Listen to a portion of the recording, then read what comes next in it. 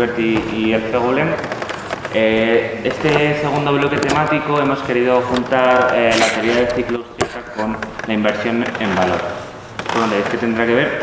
Lo vamos a adivinar, lo vamos a conocer a lo largo de la tarde, pero bueno, casualmente los inversores value españoles son austríacos, gran parte de ellos, por lo menos los más conocidos, como Francisco García Palamés, Miguel de Juan, que es el que va a intervenir a continuación de Juan Ramón.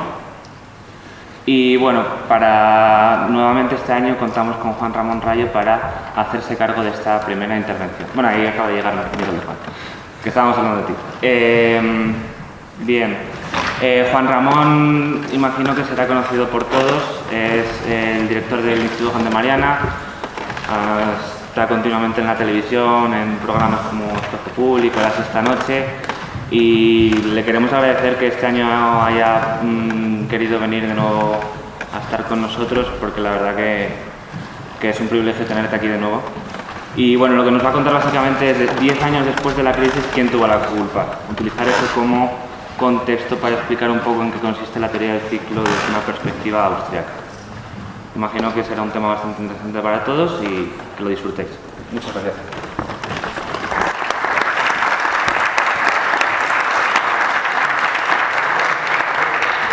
Pues muchas gracias, Jorge, muchas gracias a Students for Liberty León y muchas gracias a FEGULEM por la organización del evento y por la invitación, y muchas gracias, por supuesto, a todos los asistentes por estar aquí a escuchar básicamente en qué consiste la teoría austríaca del ciclo económico, pero aplicada a esta década de crisis económica que hemos vivido. Muy probablemente, si alguno de vosotros os acordáis, 2007, 2008, 2009 eran los años más duros de la crisis, cuando todo se estaba viniendo abajo, y el mantra que continuamente escuchábamos era: esto es culpa de la desregulación, esto es culpa del libre mercado, esto es culpa de haber liberalizado demasiado, esto es culpa de que los bancos tienen demasiada libertad y de que faltan controles para supervisar y para atar en corto cada una de las operaciones especulativas y ultralucrativas que realiza la banca. Con lo cual, de alguna manera, se ha quedado, 10 años después, 2007-2017, se ha generado la idea de que vivimos en una especie de mercado financiero ultraliberalizado y que las fluctuaciones que recurrentemente vivimos, entre ellas la última crisis económica tan devastadora, traen causa del mercado libre.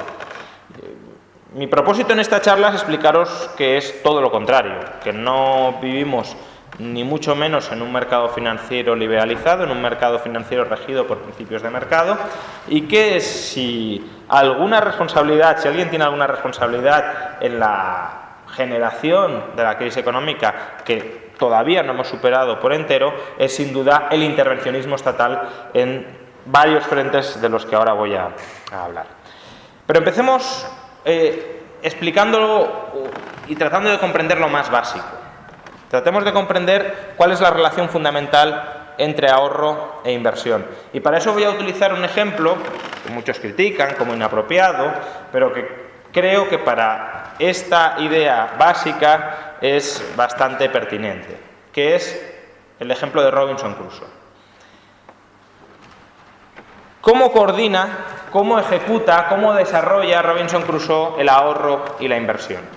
Imagina que Robinson Crusoe necesita o quiere construir una cabaña, quiere construir una casa en la que dormir y en la que protegerse de las tormentas. La casa puede tardar, pongamos, medio año en construirla. Durante ese medio año que está construyendo la casa, no está produciendo otras cosas. No está produciendo, por ejemplo, los alimentos que necesita para comer. Por tanto, si va a tardar 6 meses en construir una casa, ¿qué necesita hacer Robinson Crusoe antes de ponerse a construir la casa? Necesita haber ahorrado para poder subsistir durante un periodo de 6 meses. Dado que vas a renunciar a producir bienes de consumo durante 6 meses, si quieres seguir consumiendo mientras no estás produciendo bienes de consumo, tienes que haber acumulado lo suficiente como para 6 meses. O al menos tienes que estar dispuesto a no consumir durante 6 meses. Porque si tú quieres construir la casa y al mismo tiempo tener bienes de consumo, pues o produces los bienes de consumo o los has producido antes y los has ahorrado. Por tanto, para que Robinson Crusoe consiga coordinar adecuadamente ahorro e inversión, si nos fijamos, los periodos de ahorro y de inversión tienen que coincidir. Si definimos ahorro como el tiempo durante el cual yo estoy dispuesto a renunciar a satisfacer mis necesidades presentes, yo tengo que estar dispuesto, por ejemplo, a no consumir bienes de consumo durante 6 meses si quiero destinar 6 meses a producir una cabaña. Si definimos inversión como el periodo de tiempo en el cual estoy produciendo los bienes de los que dispondré en el futuro, construyo la cabaña durante 6 meses, es decir, invierto durante 6 meses y al mismo tiempo ahorro durante 6 meses, porque renuncio a producir ya bienes que pueda consumir de inmediato. Imaginad que Robinson Crusoe no coordinara bien estas dos facetas. Imaginad que Robinson Crusoe dijera, no, yo quiero consumir mañana, o quiero consumir cada día durante un mes, pero también quiero construir una cabaña.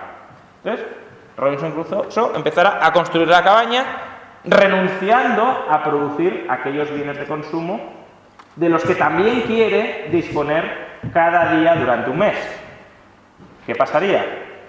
Pues que uno de los dos planes fracasaría. Es decir, yo no puedo construir la cabaña, no puedo renunciar a producir comida y tener la comida. Por tanto, si quiero construir la cabaña durante 6 meses, tengo que estar dispuesto a esperar 6 meses sin producir comida.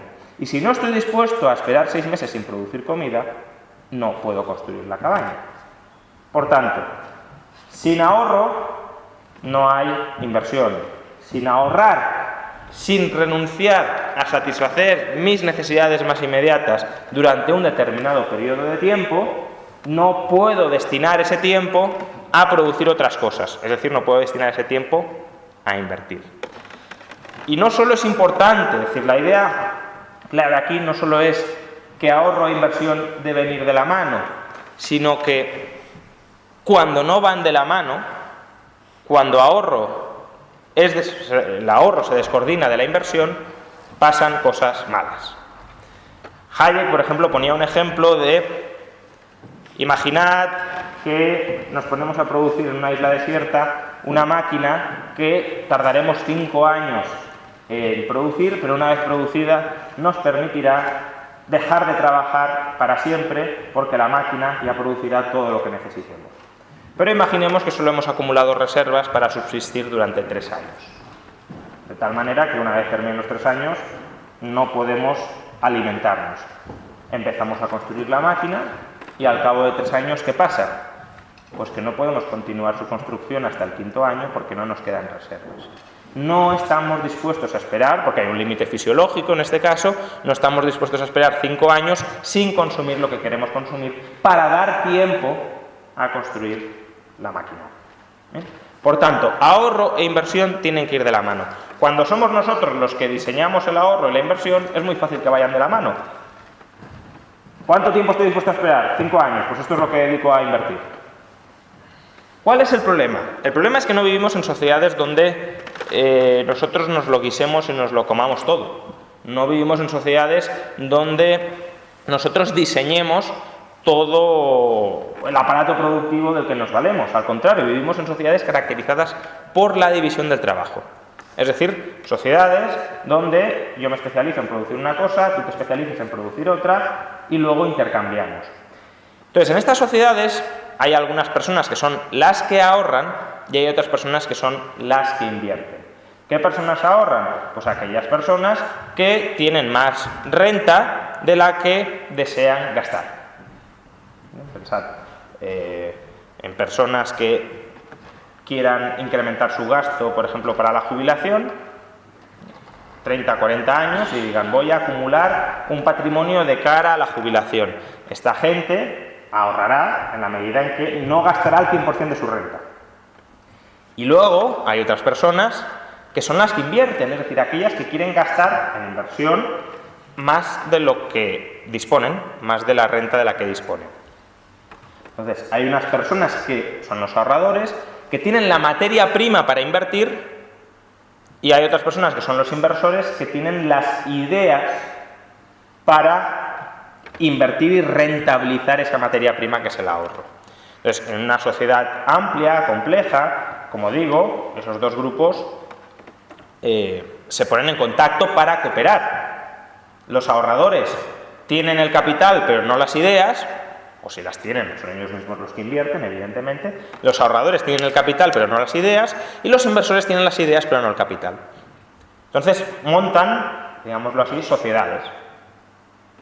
El ahorrador le proporciona el capital al inversor a cambio de que le proporcione una rentabilidad, y el inversor acepta el capital del ahorrador, ¿para qué? Para poder desarrollar su proyecto y generar esa rentabilidad. Entonces, ¿qué hace el ahorrador? Oye, yo te presto este dinero durante 10 años y al cabo de 10 años tú me tienes que devolver lo que te he prestado más unos intereses. Y ahí la clave es justamente esta última palabra, el interés. Imaginad que el inversor le dijera al ahorrador: no, mira, tú dame tu capital y yo te lo devuelvo al cabo de 50 años o al cabo de 10 años. Pero no te voy a dar ningún tipo de rentabilidad. ¿Creéis que habría muchos ahorradores interesados en prestarles, en invertir su capital, su ahorro, a través de un señor que lo convierta en bienes y servicios a cambio de una nula rentabilidad?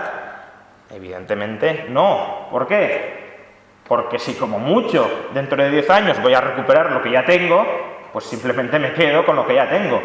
No voy a inmovilizar mi capital durante un largo periodo de tiempo, renunciando a disponer de él. No voy a exponer mi capital a riesgos con la posibilidad de perderlo todo a cambio de no obtener ningún retorno, a cambio de no obtener ninguna compensación. Entonces, ¿cómo se ponen de acuerdo ahorradores e inversores? ¿O cómo no se ponen de acuerdo? Yo, ahorrador, quiero que me pagues como mínimo este tipo de interés. Si no me pagas este tipo de interés, yo me quedo mi dinero en mi bolsillo. Inversor, yo invirtiendo tu capital como mucho puedo conseguir esta rentabilidad. Por tanto, como mucho te puedo pagar este tipo de interés. Si el interés que exige el ahorrador supera la rentabilidad que puede proporcionar el inversor, no hay trato, no hay inversión. El ahorrador atesora, el ahorrador se queda con su dinero y el inversor no invierte.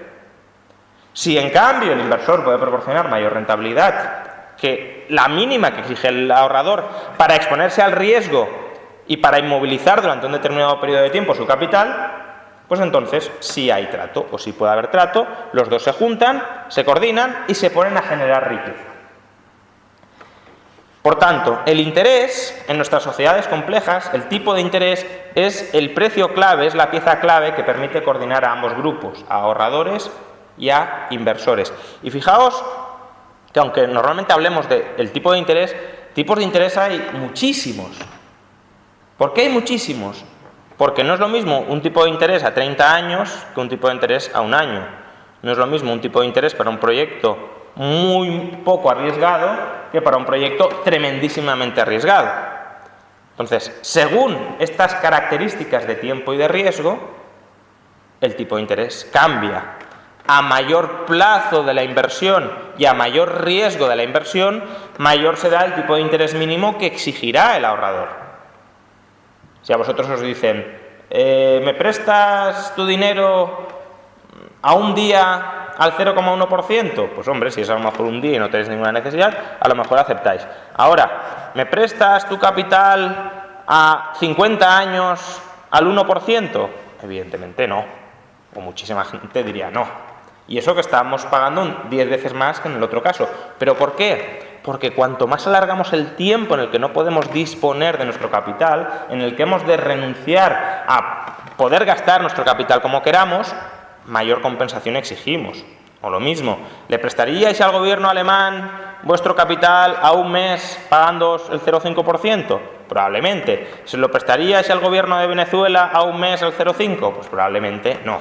¿Por qué? Porque en un caso cobraríais y en el otro seguramente no lo haríais. Entonces, el tiempo y el riesgo modulan el interés que vais a exigir. Y si a vosotros os dijeran, ¿le prestarías el dinero al gobierno alemán al 0,5? Sí. Y resulta que hay una especie de cortina de humo que nos permite ver que se lo estáis prestando en realidad al gobierno venezolano y que solo os pagan un 0,5, pues os sentiríais estafados. ¿Por qué? Porque habéis asumido un riesgo muchísimo mayor del que querríais asumir a cambio de una rentabilidad que no os compensa por asumir ese riesgo. Si a vosotros os dicen, ¿me prestáis mi dinero a un día al 0,1%? Pues a lo mejor sí. Ahora, si descubrís que vuestro dinero no está invertido a un día, sino a 50 años, pues tendríamos otro problema. ¿Por qué? Porque a lo mejor al día siguiente, en una semana, en un mes o en un año, queréis recuperar vuestro dinero, pero vuestro dinero está inmovilizado a 50 años vista y no lo podéis recuperar. Normalmente, cuando son transacciones entre un ahorrador y un inversor, estos problemas suceden menos, porque ya negociáis directamente con la persona que está invirtiendo vuestro dinero. Veis el proyecto directo en el que estáis invirtiendo. ¿Qué pasa? Que en los mercados financieros no solo hay ahorradores e inversores finales. Hay, como no solo en los financieros, en cualquier otro mercado, hay otros agentes que prestan, por lo general, un servicio extraordinario, sin los cuales los mercados no funcionarían bien, que son los intermediarios. ¿Qué hacen los intermediarios? Poner en contacto a gente. Imaginad que un ahorrador de Galicia es potencialmente una buena pareja con un inversor de Murcia. ¿Vosotros creéis que por su cuenta se van a encontrar en algún momento para formar esa sociedad, esa alianza entre ambos que sea mutuamente beneficiosa? Sería complicado, no digamos ya si es un ahorrador gallego y un inversor de Pekín. Bien, entonces, la posibilidad de estructurar los mercados y de desarrollar intercambios que sean beneficiosos para todos es una tarea muy especializada que desarrollan los intermediarios financieros. ¿Y cuál es el principal tipo de intermediario financiero que actúa en los mercados financieros y con el que interactuamos absolutamente todos los días? La banca. La banca es el intermediario financiero por excelencia y, por tanto, en principio, la banca debería desarrollar un papel no solo fundamental, sino muy valioso y muy positivo para las economías. Y, en principio, así es. ¿Qué pasa?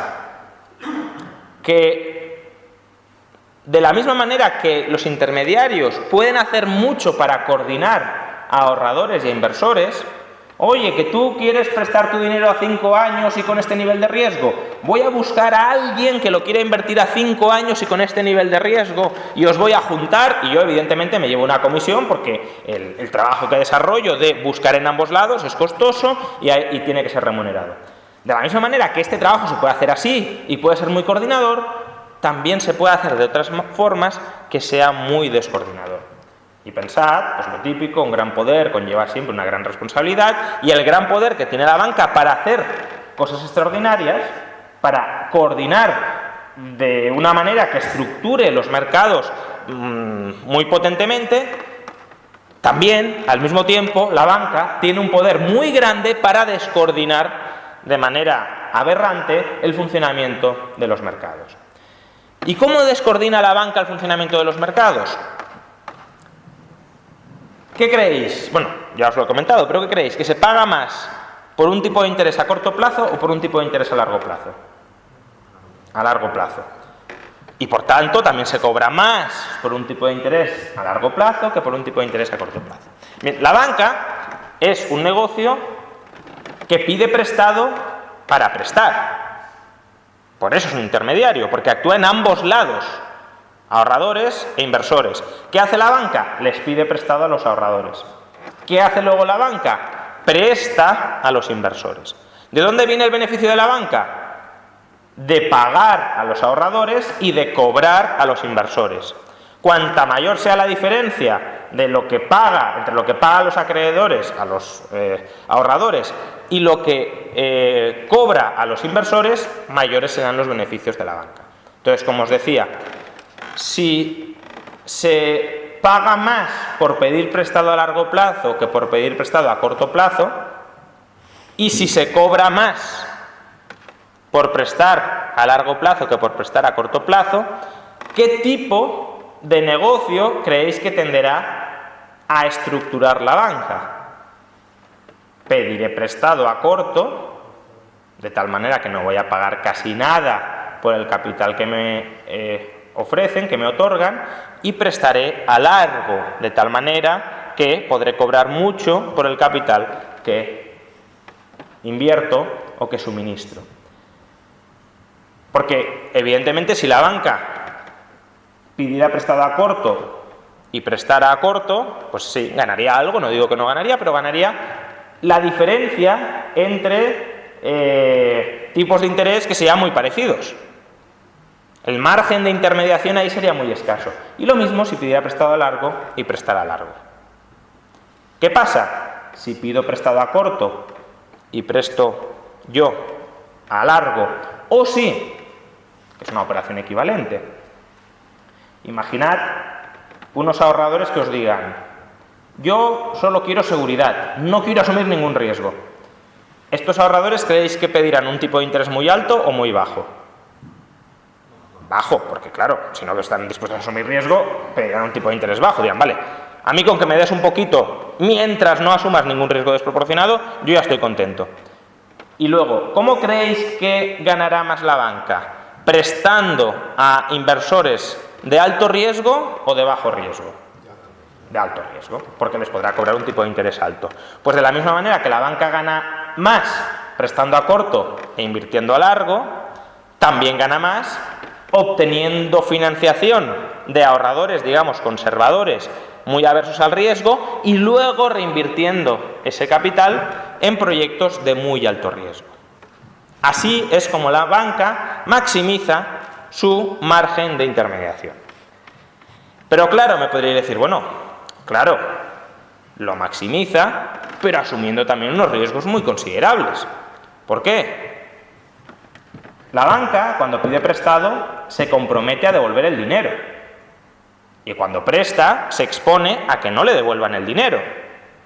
Por tanto, imaginad que la banca capta capital de un conjunto de ahorradores muy conservadores que piden tipos de interés muy bajitos y luego invierte ese capital en proyectos muy arriesgados. Pues lo lógico, lo esperable, es que gran parte de ese capital no les sea pagado y la banca tenga que pagar, aún así, a los ahorradores que le han prestado. O imaginad, en cuanto a los plazos, la banca se compromete a: tan pronto como tú me pidas que yo te pague, te pagaré. Vuestras cuentas corrientes, no sé si os lo habéis planteado alguna vez, son préstamos que le dais a la banca. ¿Por qué son préstamos o por qué son saldos acreedores que tenéis contra el banco?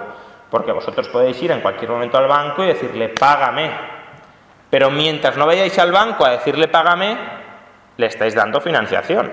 Si vosotros me debéis dinero a mí y yo no os lo cobro, os estoy dando financiación. Hasta que os exija que me paguéis, os doy financiación. Con lo cual, cuentas corrientes, vosotros podéis ir en cualquier momento al banco a pedirle que os pague. Mientras no lo hagáis, le estáis dando crédito, pero podéis ir en cualquier momento a pedirle que os pague. ¿Cuánto os está pagando el banco por vuestras cuentas corrientes? Nada. De hecho, os cobra comisiones. ¿Bien? ¿Por qué no os paga nada? Precisamente por eso, porque podéis ir en cualquier momento al banco a retirar el dinero. No habéis renunciado a la disponibilidad a largo plazo. Esa disponibilidad la seguís teniendo permanentemente. Entonces, ¿qué pasa? Imaginad que el banco invierte vuestro capital en hipotecas a 30 años. Y vosotros vais y le pedís al banco que os pague.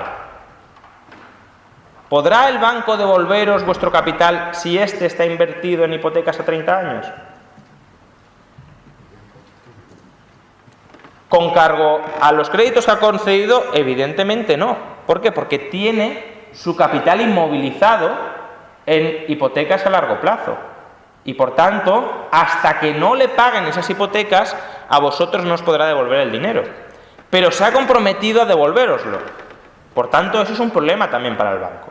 Entonces, fijaos cómo, es verdad, la banca maximiza sus beneficios pidiendo prestado a corto y prestando a largo, captando capital desde ahorradores conservadores e invirtiéndolo en proyectos de alto riesgo, maximiza así sus beneficios, pero también maximiza sus riesgos. El resto de empresas que no son la banca no se financian con deuda a 5 días para invertir a 30 años. Cualquier empresa que emitiera un pagaré a muy corto plazo para financiar una parte de sus inversiones a largo caería en suspensión de pagos inmediatamente. La mayoría de empresas tampoco dice: bueno, pues ya que tengo capital de los accionistas, voy a invertirlo en el proyecto más absurdo y más arriesgado que se me ocurra. ¿Por qué? Porque saben que lo pueden perder y que los accionistas les pasarán cuentas y no los acreedores, y que ellos perderán sus empleos. Por tanto, ¿por qué, si el resto de las empresas, en principio, tienen los mismos incentivos a comportarse igual de mal que la banca, por qué la banca se comporta mal?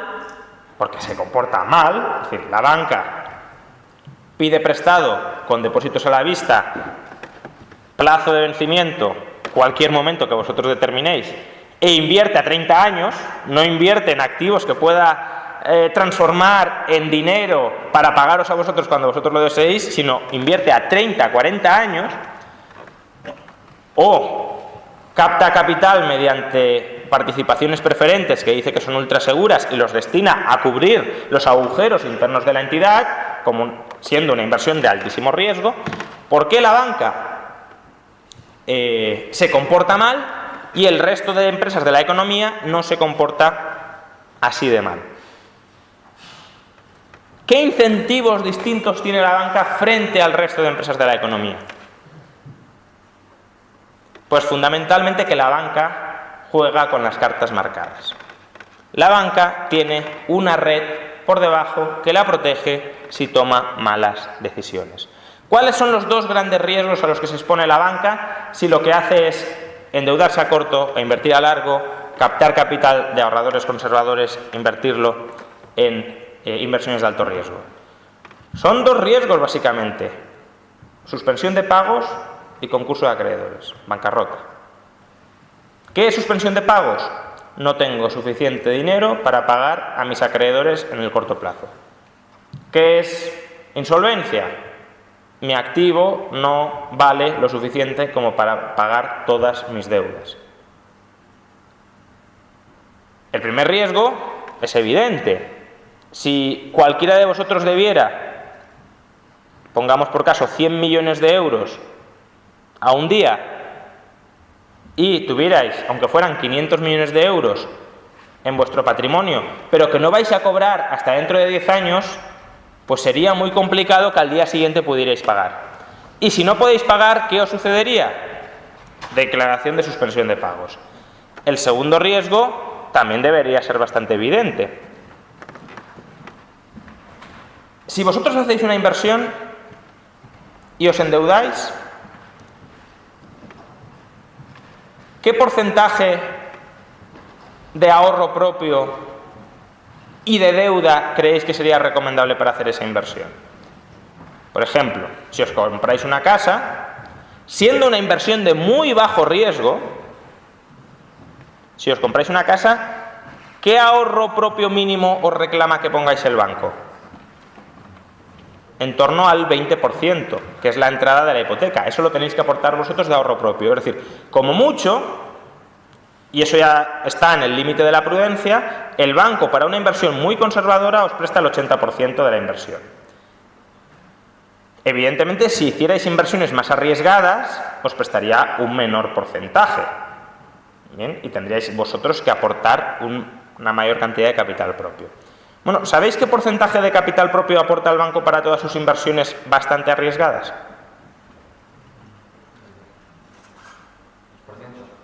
Bueno, 4 o 5%. Es decir, al banco le prestan el 95% de toda su financiación, se la prestamos nosotros, porque recordad que los acreedores de los bancos en el fondo somos familias y empresas, y los accionistas del banco apenas colocan el 5% del capital para soportar pérdidas. Con lo cual, imaginad que el 5 o el 6% de las inversiones que hace el banco salen mal. Hasta el 5% las pérdidas las asumen los accionistas. Pero más allá del 5%, ¿quién las paga? Los ahorradores, los acreedores del banco. Bien. Entonces, si un banco invierte a muy largo plazo y se financia a muy corto plazo, si un banco acomete inversiones muy arriesgadas con muy poco ahorro propio, lo normal, lo esperable, es que caiga en suspensión de pagos y en insolvencia, en concurso de acreedores. ¿Por qué creéis que el banco no sufre esos dos problemas de manera continua? ¿Por qué cualquier otra empresa que hiciera esto no duraría ni 2 tardes y en cambio los bancos sobreviven durante décadas? Porque, como os decía, cuentan con red de protección. Y es aquí donde creo que reside la clave absoluta del problema, donde reside la explicación de por qué el sistema financiero no es un sistema financiero liberalizado, ni muchísimo menos. Es un sistema financiero extremadamente privilegiado por el Estado. Porque hay 2 instituciones estatales que se dedican a proteger a los bancos del comportamiento imprudente, de las estrategias financieras imprudentes que sistemáticamente están desarrollando. Una de esas instituciones es el Banco Central. El Banco Central se define como prestamista de última instancia. ¿Eso qué significa? Que si un banco no se puede refinanciar, él acudirá al rescate para refinanciarlo. Imaginad que vosotros os podéis comprar una casa o pidiendo una hipoteca a 30 años, pagando un tipo de interés del 3%, o pidiendo una hipoteca a un día, pagando un tipo de interés prácticamente del 0%. ¿Cuál de las 2 opciones escogeríais? Hombre, en principio diríais, vale, es que si pido una hipoteca un día, yo mañana no la puedo devolver. Por tanto, evidentemente me gustaría pagar un 0, pero es que no puedo devolver mañana la hipoteca. Alguien os podría decir, bueno, pues intentad pedir una segunda hipoteca mañana y con esa segunda hipoteca a un día que pedís mañana pagáis la del día de hoy. Pero vosotros diríais, ya, ¿y si un día no encuentro nadie que me preste una hipoteca? ¿Qué hago con mis deudas? No podría pagar, me quitarían la casa, etc. Pero imaginad que existe una institución que os dice, no os preocupéis. Si un día, por casualidad, nadie os quiere prestar, yo os presto siempre. Y os presto al 0%. ¿Qué haríais vosotros? ¿Coger la hipoteca fija a 30 años o la hipoteca un día al 0% de intereses? Evidentemente la hipoteca al 0% de intereses, porque no estáis asumiendo ningún riesgo. Esa institución, en este caso el Banco Central, os está prometiendo que os va a rescatar siempre que lo necesitéis para que no caigáis en el riesgo de suspensión de pagos. Es decir, para que vuestros inversores o vosotros mismos no perdáis. Y esa es la función de los bancos centrales, ser los asistentes de la banca privada cuando la banca privada no cuenta con fondos para poder atender sus deudas. Los bancos centrales les otorgan un crédito, lo refinancian, y si cuando vence el crédito de los bancos centrales siguen sin poder pagar, los vuelven a refinanciar. Aunque evidentemente, imaginad que cualquiera de vosotros necesita dinero un día. Y yo sé que no podéis caer en suspensión de pagos porque está el Banco Central detrás. Y me estáis ofreciendo, a mí me sobra el dinero un día, no tengo necesidad de él, y me ofrecéis un 0,1%. Pues bueno, digo, te lo presto yo porque no corro yo ningún riesgo. Es decir, el riesgo que yo podría correr es, mañana cuando me tengas que devolver a mí el dinero, ¿me lo podrás devolver o no? Porque como no puedes pagar, a menos que encuentres a alguien que te vuelva a refinanciar, a mí no me lo devuelves. Pero claro, si está el Banco Central detrás, sé que me lo vas a devolver de cualquier manera. Con lo cual, bueno, si me pagas un 0,1%, aunque sea poco, aunque no sea casi nada, mejor eso que no tener el dinero parado en mis reservas. Con lo cual, la propia existencia del Banco Central ya genera los incentivos para que los bancos se refinancien entre sí, porque saben que esas operaciones que son muy arriesgadas, de refinanciación a muy corto plazo, de gente que no puede pagar, en última instancia, el riesgo se lo está comiendo el Banco Central. Es decir, todos vosotros, porque el Banco Central se financia con el dinero que utilizáis vosotros, el dinero metálico que utilizáis cada uno de vosotros. ¿Cuál es el segundo riesgo que asumen los bancos? O más que los bancos, los acreedores de los bancos. El riesgo de que el banco quiebre. Es decir, una cosa es que yo tenga más activos que pasivos, es decir, tenga más propiedades que deudas, pero mis deudas venzan ahora y mis propiedades no generen efectivo para pagar ahora mis deudas, ese es un problema, que es un problema de liquidez. Y otro problema distinto es, mira, es que aunque cobres todo lo que tú tienes, no vas a poder pagar tus deudas. Tienes un agujero en el balance, debes más de lo que tienes. Si debes más de lo que tienes, como hemos dicho antes, ¿quién paga el pato? Aquellos a los que les debes el dinero. Si tú debes 100 y tienes 90, pues a los que les debes 100 no van a cobrar los 100. Con lo cual, si un banco estuviera expuesto a la insolvencia, ¿creéis que los acreedores le prestarían tan alegremente dinero como se lo prestan ahora? Si vosotros, por ejemplo, fuerais a un banco a depositar vuestro dinero y supierais que ese banco a lo mejor al día siguiente no os paga, ¿lo depositaríais ahí? No. Si tuvierais dinero ya depositado, ¿lo mantendríais ahí? No. Rápidamente iríais a retirarlo al menor temor que tuvierais de que el banco no puede pagar. ¿Qué pasa? Que precisamente para que no pase esto, que fijaos que pase esto, en contra de lo que se nos suele decir, es bueno. ¿Por qué? Porque el banquero sabe que si se comporta mal, sus acreedores irán a retirarle el dinero, irán a exigirle que pague. Es decir, los acreedores, cada uno de vosotros, estaríais controlando a la banca para que no se sobrepase, para que no haga operaciones descabelladas. Pero claro, si el banquero dice, no, es que mis acreedores no van a venir nunca, pues yo hago lo que me venga en gana. ¿Por qué vosotros no vais a retirar dinero del banco cuando creéis que un banco está en problemas? Al contrario. Me acuerdo de muchos economistas en lo más hondo de la crisis económica diciendo, donde hay que meter el dinero es en bancos quebrados que ya estén intervenidos por el Estado, porque eso es lo más seguro que hay. ¿Por qué? Pues justamente porque está el Tesoro detrás. El Tesoro, la hacienda pública, ¿qué hace si un banco quiebra? Lo rescata.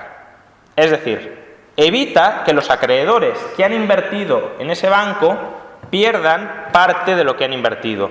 Por tanto, ¿qué más nos da si el banco se comporta bien o se comporta mal? ¿Qué más nos da si el banco invierte en hipotecas superseguras o invierte en hipotecas ultra subprime? Nos da absolutamente igual, porque nosotros vamos a cobrar, como acreedores vamos a cobrar, lo haga bien el banco o lo haga mal el banco, invierta bien o invierta mal. Existe una cosa que se llama Fondo de Garantía de Depósitos, que es el Estado prometiendo a todos los depositantes, es decir, a todos los acreedores, que van a recuperar todo su dinero aunque el banco quiebre. Por tanto, todos aquellos que tengan menos de 100.000 euros en una cuenta corriente se pueden despreocupar absolutamente de lo que haga el banco. Y es la principal fuente de financiación de la banca. Pero no contentos ya con eso, cundió la leyenda, que luego se convirtió en hechos, en profecías autocumplidas, de que no, es que al final se iba a rescatar a todo el mundo que le prestara algo a la banca. Todos los acreedores de la banca iban a ser rescatados. Porque hay bancos, y esa definición fue expandiéndose cada vez más, hay bancos que son demasiado grandes para caer. Y precisamente porque son demasiado grandes para caer, no se puede permitir que caigan, es decir, hay que rescatarlos. Con lo cual, si yo soy acreedor de un banco demasiado grande para caer, sé que da igual lo que haga ese banco, porque va a ser rescatado. Por tanto, si los dos riesgos a los que se expone la banca por comportarse mal, es decir, por endeudarse a corto e invertir a largo, por pedir prestado a ahorradores conservadores e invertir en proyectos de alto riesgo, si los dos riesgos que asume, insolvencia e liquidez, los socializa el Estado, ¿qué incentivo creéis que tiene la banca a comportarse bien? No tiene absolutamente ninguno. Tiene uno, que es el palo de la regulación. Pero fijaos que muchas veces cuando se reivindica la necesidad de regular a la banca, caemos en la trampa que en este caso la propia banca nos ha tendido. ¿Por qué? Porque los privilegios que el Estado da a la banca, no conozco otros sectores a los que el Estado prometa liquidez ilimitada y rescates ilimitados, la contrapartida de esta zanahoria, de estos privilegios, zanahoria que obtiene la banca del Estado, evidentemente son el palo con el que el Estado trata de alguna manera de modular que esos privilegios no se abusen, o esos privilegios no sean desmedidos. Vale, yo te voy a rescatar ilimitadamente, pero voy a intentar controlar un poquito lo que haces, porque si no, claro, esto ya sería un despropósito absoluto. Pero, ¿creéis que un ejército de burócratas desde el Banco de España o desde Bruselas van a poder controlar, después de haber abierto la caja de Pandora de los privilegios a la banca, ¿creéis que van a ser capaces de controlar lo que hacen cientos, miles de entidades financieras con ejércitos de profesionales financieros que justamente están especializados en burlar las regulaciones para que puedan hacer cosas que en teoría no se pueden hacer con los privilegios que no deberían tener? Evidentemente no. De hecho, cualquiera que sepa mínimamente cómo se redactan las regulaciones que supuestamente tienen que constreñir el comportamiento de la banca, sabe que es una pura captura del regulador. Es decir, ¿cómo se redactan esas regulaciones? Pues llega el encargado del ministerio de turno y dice, vamos a regular a la banca. Yo realmente no sé cómo funciona hoy la banca por dentro, porque no estoy en la banca. Y la banca, o el sector financiero, cada día va innovando. Por tanto, yo no sé cuáles son los últimos productos financieros que existen, ni sé cómo se estructuran, ni sé qué consecuencias tiene que yo prohíba, por ejemplo, este producto financiero o exija estos requisitos a este producto financiero, etcétera. ¿Qué hago? Voy a llamar al banquero para que me lo explique. Y claro, ¿vosotros qué creéis? ¿Que el banquero le va a contar la historia como es o como le interesa que el otro crea que es? Pues evidentemente como le interesa al otro que crea que es. Por tanto, la información que le transmiten todos los banqueros es, no, esto no lo puedes hacer porque sería el acabose para la economía. Esto, vale, sí, por ahí se puede tirar, pero intenta hacerlo más bien así o asá. Eso suponiendo que no haya corrupción de por medio, es decir, incluso honestidad intelectual entre nuestros políticos, que evidentemente no son banqueros y no saben cómo se tiene que regular. Por tanto, le transmiten información equivocada para confeccionar regulaciones a medida de la banca. Con lo cual, el Estado dota de privilegios a la banca para que se desmadre, luego, ante el riesgo de que se desmadre, dice, bueno, voy a intentar controlar un poquito esto, pero ¿cómo lo intenta controlar? Con las normas que los propios desmadrados le dicen que imponga para que parezca que no se desmadran. Y así es como se configura el sistema financiero actual y así es como llegamos a la crisis actual. Básicamente, a partir del año 2001, los bancos centrales de todo el mundo empiezan a bajar los tipos de interés. La Reserva Federal estadounidense los tenía en el 6,25% y los colocó en el 1% durante más de un año. Si el Banco Central les dice a los bancos, yo os puedo prestar mucho más barato, ¿qué creéis que hará la banca? Prestar mucho más barato a largo plazo. Y los bancos se pusieron a dar hipotecas, préstamos empresariales, préstamos al consumo, a tipos de interés mucho más bajos que antes. Tipos de interés que, fijaos, y esta es la clave, no reflejaban realmente la predisposición al ahorro de los depositantes de la banca. Es decir, todos los que eran acreedores de los bancos, ¿creéis que querían ahorrar a 30 años invirtiendo en hipotecas subprime a cambio de tipos de interés nulos? Evidentemente no. Si a cualquiera de los acreedores de la banca le hubiesen dicho, no, es que usted realmente está invirtiendo en productos a 30 años y de muy alto riesgo, habría dicho, pues o me paga un tipo de interés del sitio del 8% o yo me largo de aquí. Pero claro, si la banca pagara tipos de interés del sitio del 8%, ¿a qué tipo de interés podría prestar? Pues al 8 o al 9%. Y al 8 o al 9%, ¿cuántos créditos se extenderían? Muchos menos. Y desde luego muchos menos que si los tipos de interés están al 1, al 2 o al 3%. Y esa es la cuestión. La banca, gracias a los estímulos, a las ayudas de liquidez que proporcionó el Banco Central bajando los tipos de interés, los bancos centrales de Estados Unidos, de Inglaterra, de Europa, de la zona euro, bajaron los tipos de interés a mínimos históricos hasta ese momento. Si los tipos de interés bajan, ¿qué creéis que sucederá con el endeudamiento? ¿La gente se querrá endeudar más o menos? Más. La gente se empezó a endeudar para comprarse una casa, al comprarse la casa, el negocio inmobiliario promotor se recalentó, los promotores que vieron cómo sus ventas crecían también se endeudaron a tipos de interés muy bajos para incrementar su capacidad de producción. Al incrementar su capacidad de producción, contrataron a muchas personas. Esas personas que lograron un empleo se pusieron a gastar en otros sectores de la economía que también se recalentaron. Esos otros sectores de la economía, muchos de ellos también se endeudaron para incrementar su capacidad de producción. Y eso se transformó en un boom económico, en un auge económico, en un crecimiento del Producto Interior Bruto del 3, del 4 o del 5% según los años y según los países. Crecimiento que venía impulsado por la deuda. Deuda que venía impulsada no por el ahorro a largo plazo, no por el ahorro con una mayor propensión a tomar riesgos, sino con ahorro conservador y a corto plazo, que aún así se destinó a invertir a largo plazo y en proyectos de alto riesgo como las hipotecas subprime. ¿Y qué creéis que pasó cuando esos ahorradores que no querían ahorrar a largo plazo, que no querían asumir riesgos elevados, empezaron a querer gastar a corto plazo o se dieron cuenta de que estaban asumiendo riesgos más altos de los que ellos querían asumir?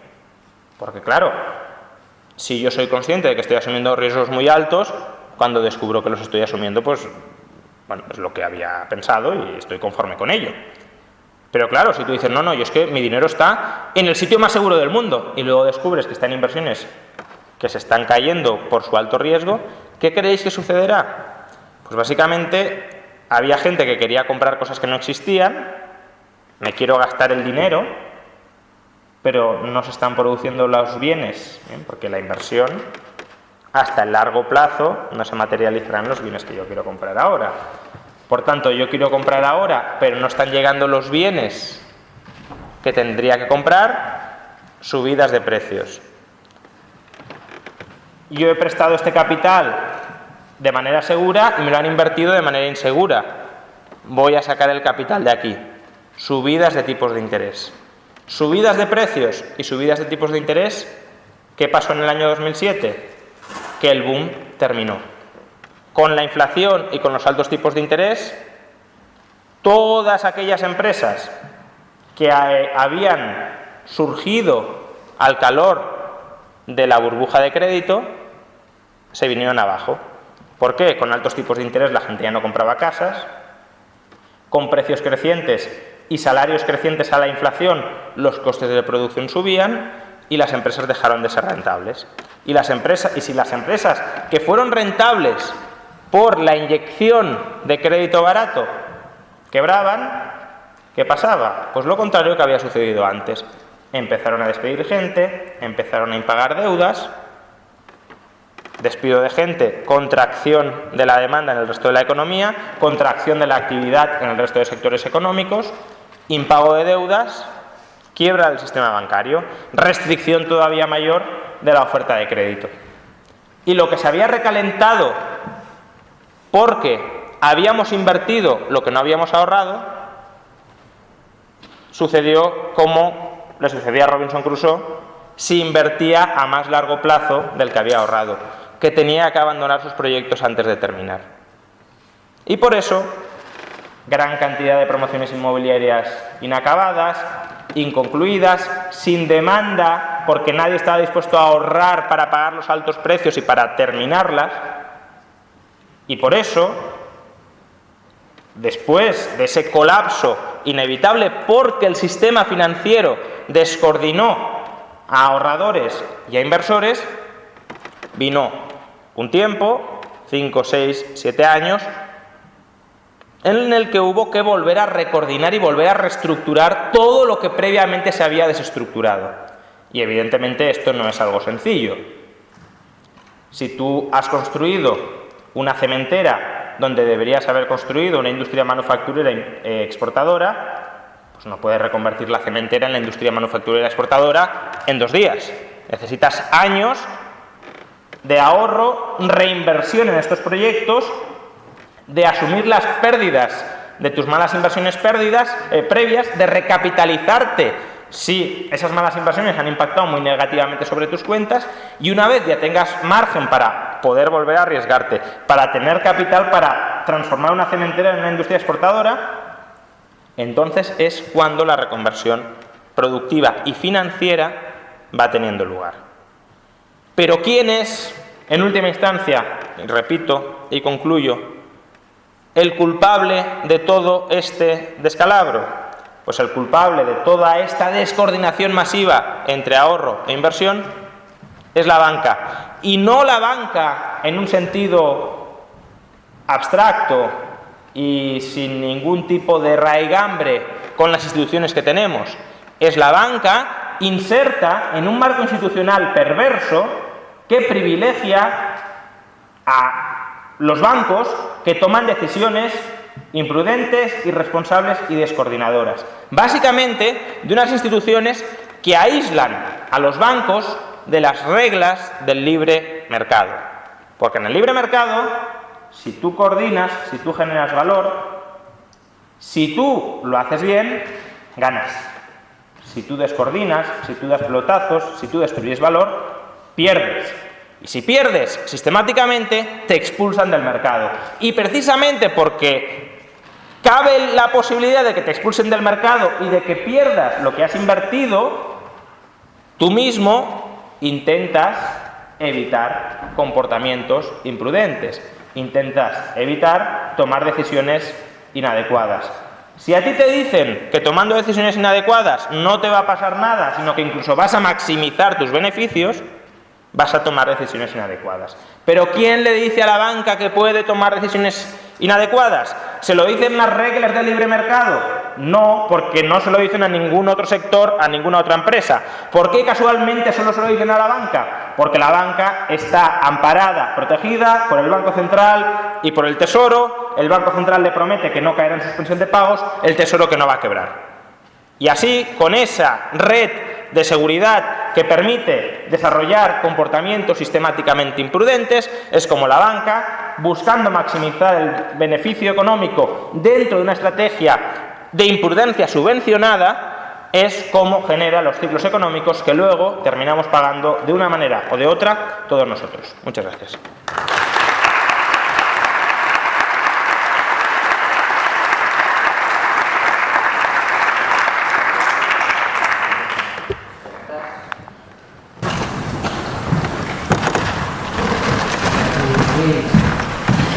La estaba deseando, tío.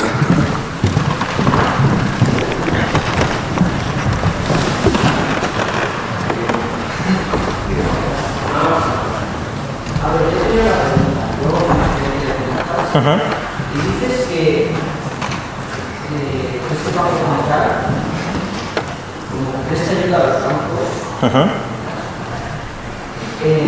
yo tenía entendido que los bancos, o sea, tienen que ver los suficientes de solvencia, de liquidez, de carga, y vamos, los bancos sobreviven gracias a la confianza de los clientes. No sobreviven gracias a lo que es el Banco Central Europeo, sobreviven gracias a la confianza de los inversores.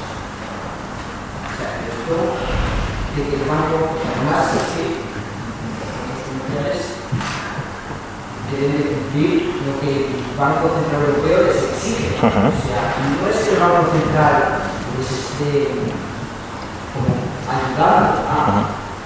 O sea, entonces la pregunta que hago es verdad que el Banco Central Europeo está financiando de alguna manera a los bancos. Totalmente. Vamos por partes. Primero, es verdad que el Banco Central Europeo exige regulaciones, es lo que he dicho del palo y la zanahoria. No se puede dar solo privilegios sin exigir algún tipo de responsabilidad en el uso de esos privilegios. Ahora, primero, ¿qué regulaciones de solvencia les exige? En el caso de Basilea II, 8% de activos ponderados por riesgo. Algo que ahora mismo los reguladores han dicho era tremendamente insuficiente. Por tanto, les exigió demasiado poco. Basilea III querían que fuera más exigente y que ha ido pasando conforme han transcurrido los años. que se ha rebajado esa exigencia porque dicen, si no, los bancos no darán suficiente crédito. Y a los políticos les interesa tanto como a los bancos que se dé crédito porque es la salsa de la economía. Y desde luego, si tu horizonte temporal son 4 años, lo que te interesa es que en esos 4 años haya alegría, no que haya contracción de crédito. Segundo, ¿qué coeficientes de solvencia se exigían con Basilea II? ¿El coeficiente de caja? ¿Un coeficiente de caja del 1% sobre los depósitos? ¿Eso crees que es un coeficiente de liquidez para garantizar que una entidad financiera que está expuesta a créditos a 30 años con deudas a la vista pueda subsistir con esas reservas de liquidez? Evidentemente no. Tan es así que Basilea III, el cambio más importante que ha introducido, ¿cuál es? Vamos a exigirles algo de liquidez, porque nos hemos dado cuenta de que hasta ahora no les exigíamos de facto nada por la liquidez. Con lo cual, sí, a lo mejor de solvencia no han ido muy mal, pero nos hemos encontrado con que en 2007, 2008 y 2009 todas las quiebras se han producido por problemas de liquidez, por incapacidad para resistir una fuga de depósitos o una retirada de operaciones repo durante 30 días, por un cierre de los mercados de la refinanciación. Por tanto, incluso el regulador está admitiendo que las regulaciones fueron tremendamente laxas, y yo lo que digo es que siguen siendo tremendamente laxas en relación con los privilegios que les siguen otorgando. Porque dices, la banca descansa sobre la confianza de sus inversores, de sus acreedores. Claro, confianza con la red de seguridad detrás. Imagínate que mañana el gobierno de España dice, no hay fondo de garantía de depósitos. Imagínate que el Banco Central Europeo dice, yo no voy a prestar a ningún banco español ninguna línea de liquidez en caso de que lo necesite. ¿Qué pasa en España? Lo que pasó en Grecia cuando sucedió. Y la confianza que tienes en el banco es la misma, salvo que ya no está el regulador detrás o los poderes políticos detrás dándole respaldo. Por tanto, ¿en quién confía el inversor?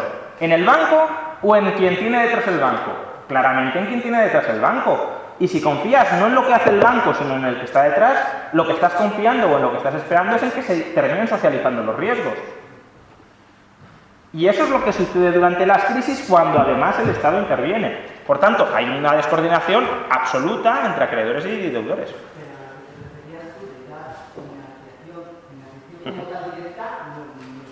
Sí da, por supuesto. El Banco Central Europeo, cada semana y cada 3 meses, bueno, ahora menos, porque con toda la liquidez que les han inyectado a través del QE no hace falta, pero tanto la Reserva Federal como el Banco Central Europeo, hasta 2007, ¿cuál era su razón de ser? Las operaciones regulares de refinanciación, que son subastas de liquidez que acometían los bancos centrales en Europa a través de préstamos bilaterales con entidades, en Estados Unidos mediante operaciones repo con deuda pública. Y por supuesto, entre el Banco Central y la FED subasta liquidez. De lo que tú estás hablando es el mercado interbancario, que evidentemente también existe, por lo que comentaba antes.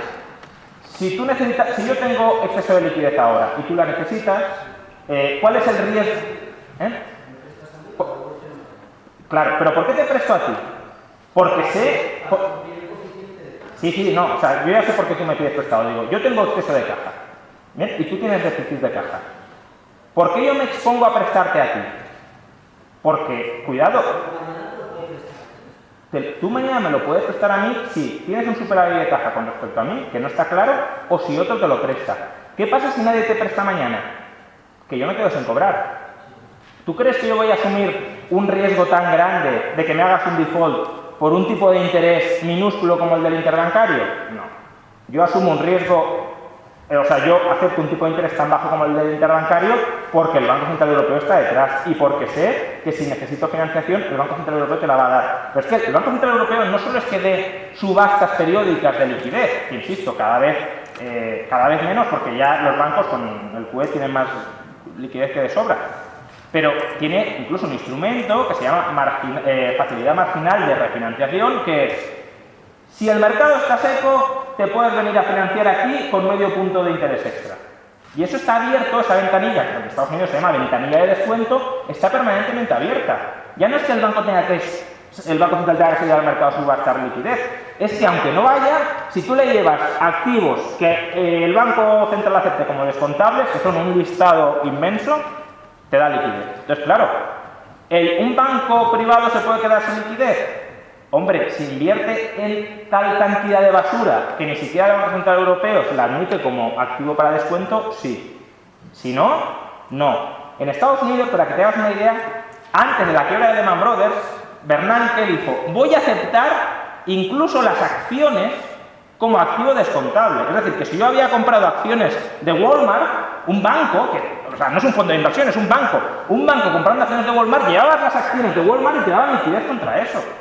Entonces, claro, a efectos prácticos la banca no se puede quedar sin liquidez y eso lo que provoca es la descoordinación entre los ahorradores que quieren ahorrar a corto plazo y los inversores que están invirtiendo a largo plazo. Descoordinas macroeconómicamente la economía.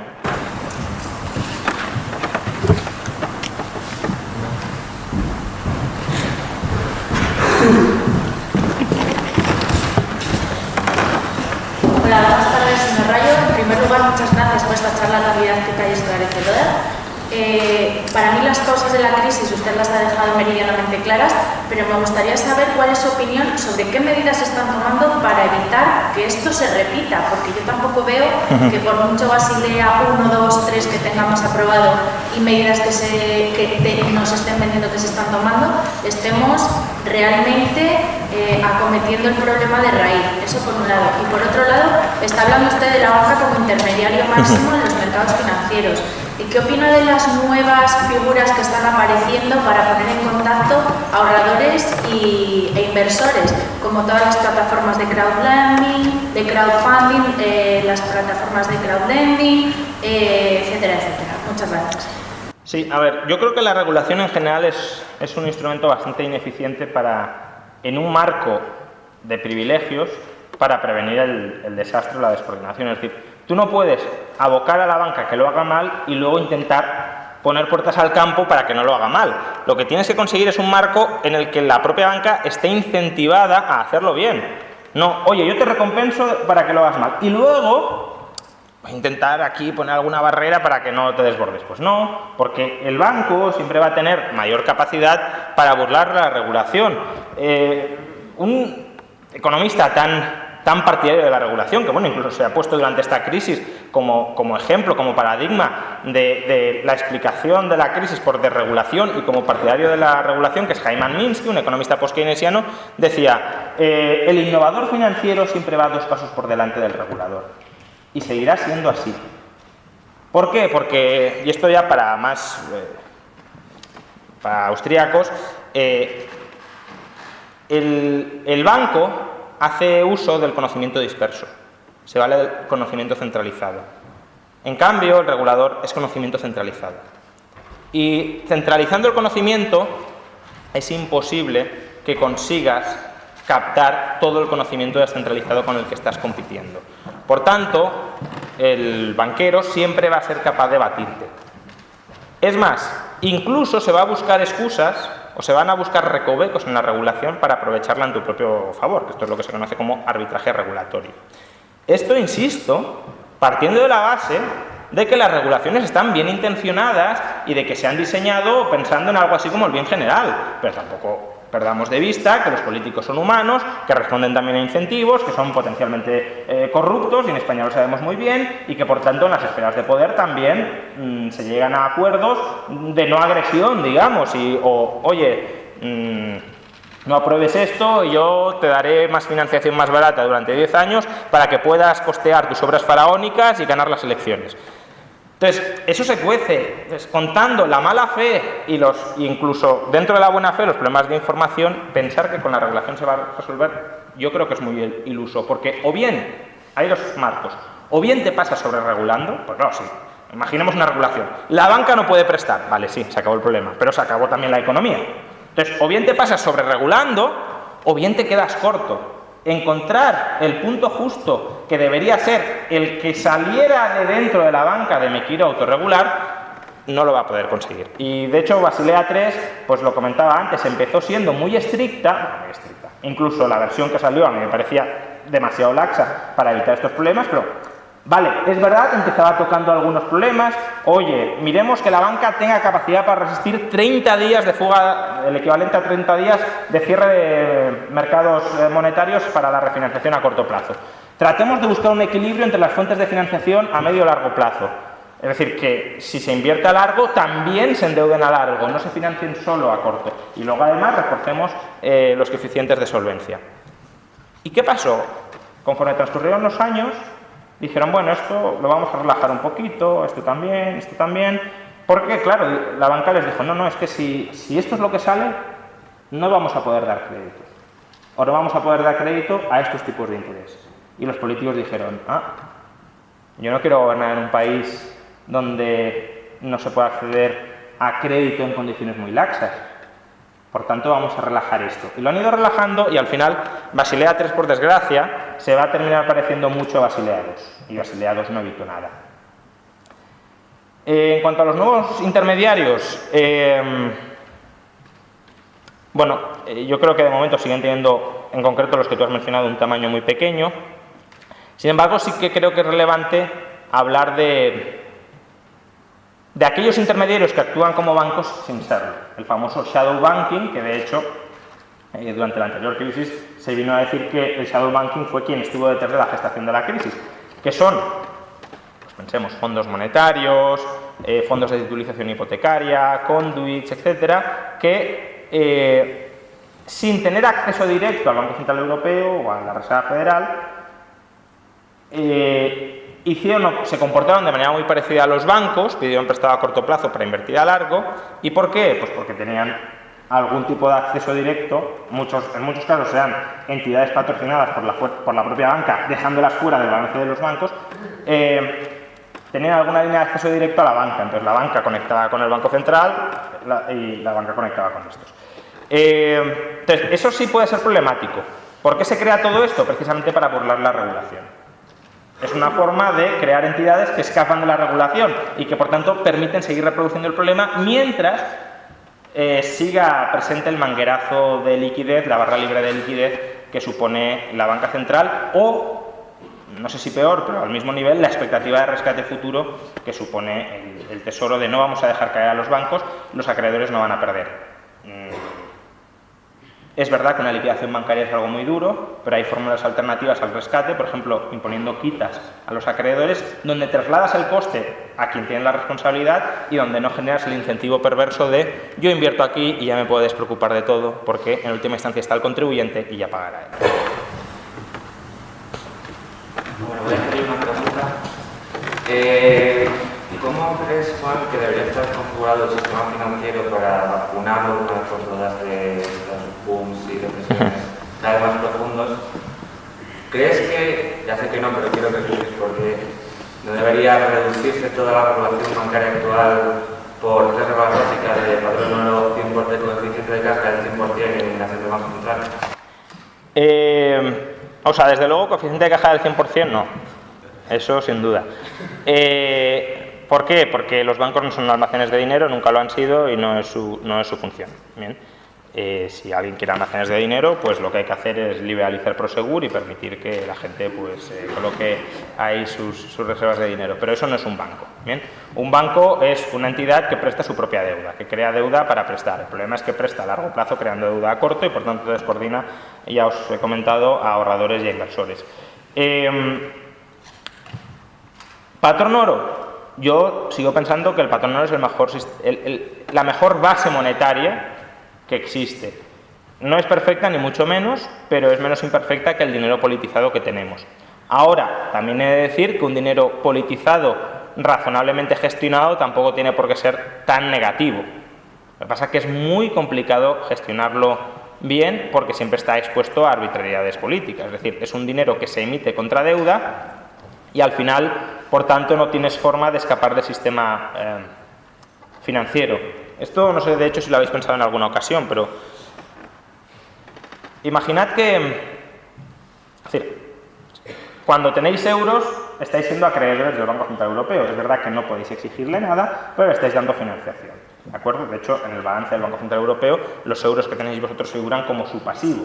Si es su pasivo, es vuestro activo, es un pasivo en forma de deuda, por tanto, deuda no cobrable, pero deuda, y le estáis dando financiación. Entonces, fijaos en lo siguiente. Imaginad que vosotros desconfiáis de un banco y decís, uy, no me gusta nada este banco es súper arriesgado.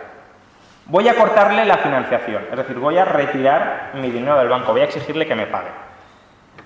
¿Cómo os va a pagar? Si tiene coeficiente de caja, con la caja que tenga, pero imaginad que no tiene. ¿Qué hará ese banco?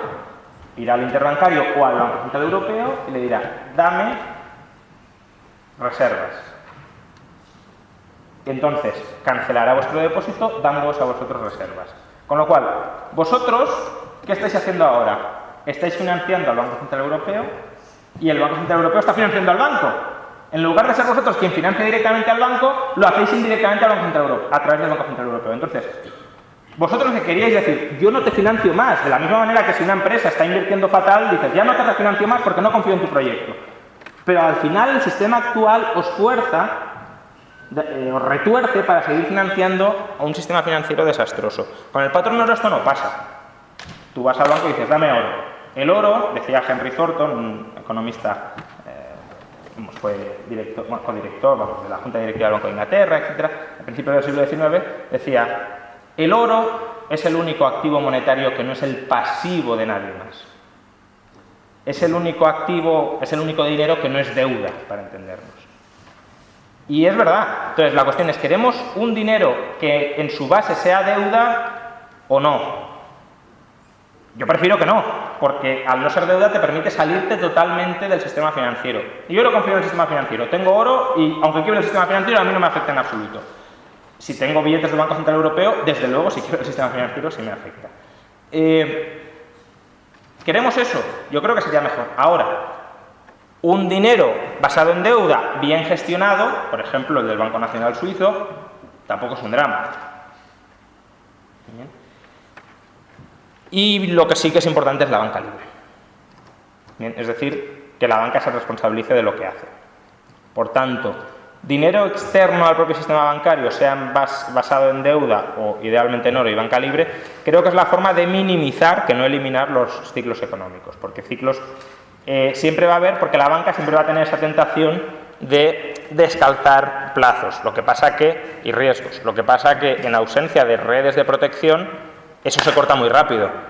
Cuando tienes redes de protección lo alargas 4, 5, 6 años y ya te has distorsionado toda la economía y te viene una crisis duradera.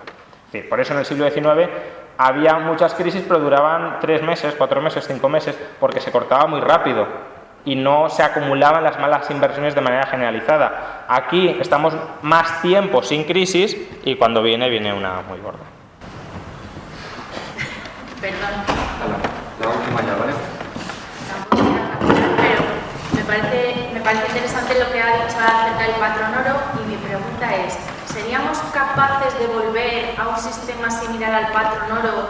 Bueno, parto de la base que yo no soy economista y quizás esté diciendo una barbaridad, pero ¿seríamos capaces de volver a un sistema similar al patrón oro con la barbaridad de expansión monetaria que hemos tenido en los últimos años y que mucha de la moneda que circula, bien sea en papel, fiat currency, o bien sea digital o en mercados que sabemos que no tiene base en economía real, ¿es posible eso? ¿Sería factible un sistema así? Bueno, a ver, el problema que planteas no es el problema grande, ¿bien? ¿Por qué? Porque al final, ¿cómo volverías al patrón oro desde ese punto de vista? ¿Cuánto oro tienen los bancos centrales? X.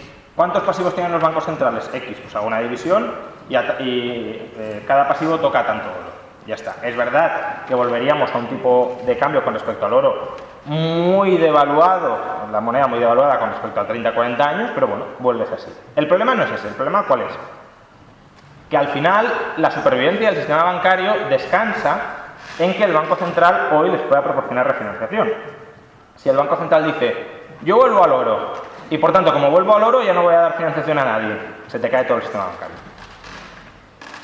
Entonces, para volver al patrón oro, primero habría que corregir todo el problema de la iliquidez bancaria, es decir, habría que conseguir que los bancos, si prestan a corto, se financien a corto, pero si prestan a largo, se financien a largo. Una vez tienes eso, y por tanto la banca ya no depende estructuralmente de la financiación que, en términos reales o potenciales, les pueda proporcionar el Banco Central, ahí sí ya puedes volver al patrón oro cogiendo las reservas de oro disponibles y mirando los pasivos que tiene la banca. Hasta entonces no, porque digamos que todos los pasivos del sistema financiero en potencial llegan a ser pasivos del Banco Central. Entonces, claro, si tú dices, no, solo los pasivos del Banco Central, pues todos los otros te quedan descolgados y no se podrían pagar llegado el momento. Pues nada, vamos a aprovechar ahora para hacer una foto de grupo porque la sesión Y además, no sé si queríais darle un libro a Sí. su placer y a la fundación. Sí, efectivamente. No sé dónde está en la...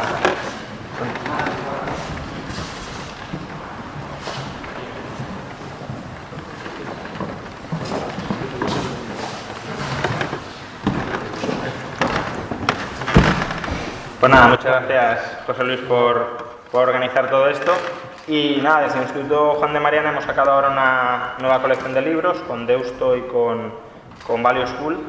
Y como no, el primero de los libros, que creo que además pues, te gustará bastante, es el libro más famoso del padre Mariana, Tratado y Discurso sobre la moneda de Bellón, donde básicamente explica cómo la moneda de Bellón empezó siendo de plata y terminó siendo de cobre, fruto del envilecimiento monetario, en este caso de Felipe III, para financiar sus fastos.